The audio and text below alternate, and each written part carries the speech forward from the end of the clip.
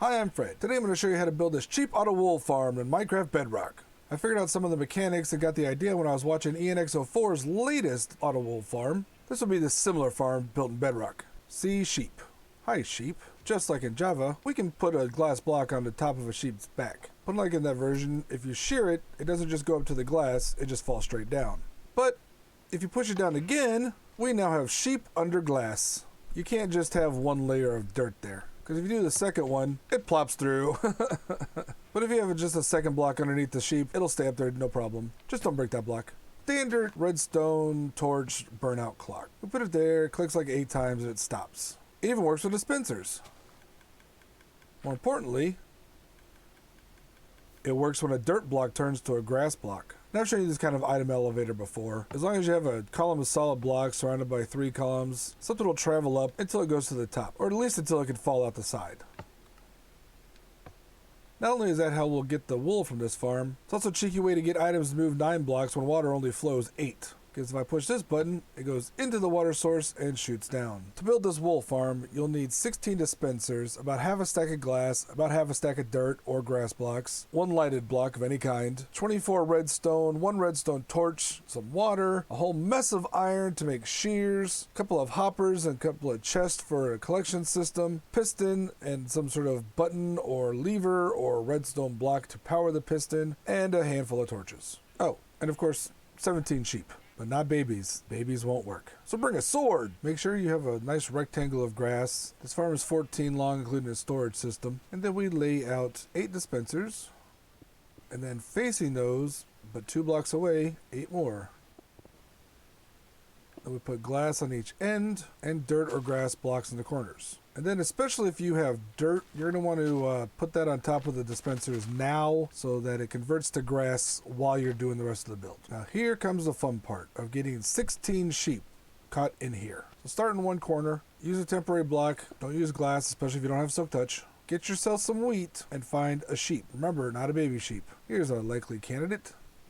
Follow me to... No, not you.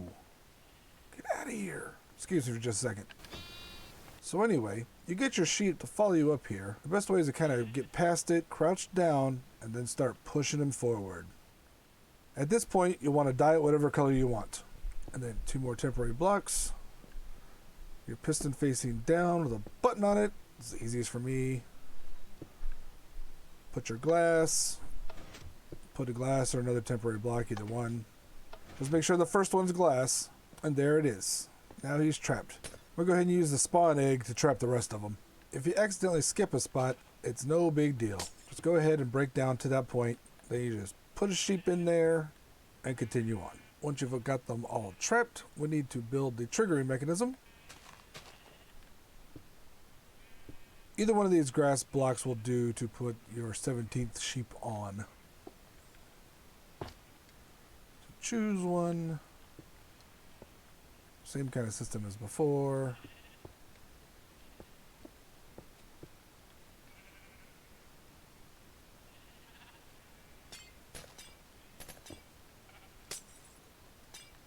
Make sure you break this block or else it won't work. And then we do a little bit of a U of dirt.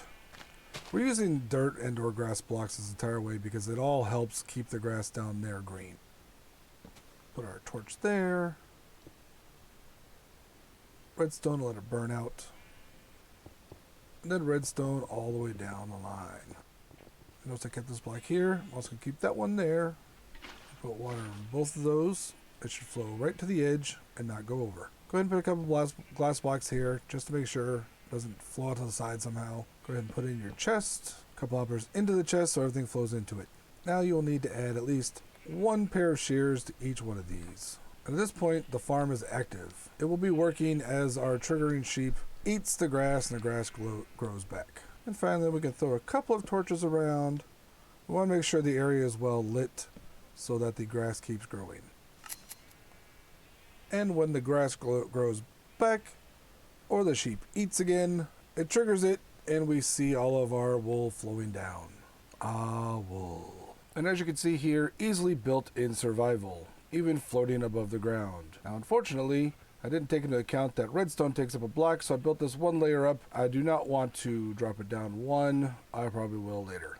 As far as rates, I'm actually not sure because I foolishly do all colors at once. This is about 350 or so. I did add it up. Maybe about an hour, maybe a little bit more. But isn't that satisfying? Now, if you see here on my test model, occasionally that dispenser will catch this sheep, and so it will spit out all over the place. Well, that made me test a weird little thing where you can actually stack them up double. You can see little sheep down there, little sheep up there. This build uses the same principles, but will halve the amount of shears you need and shrink down the space quite a bit. And if you want a vertical farm, go ahead and do that too. Want a wool farm triggered by a chicken instead? Check out this video. Thank you all for watching. Hope you enjoyed this. Hope you build this on your world. I'll catch y'all later.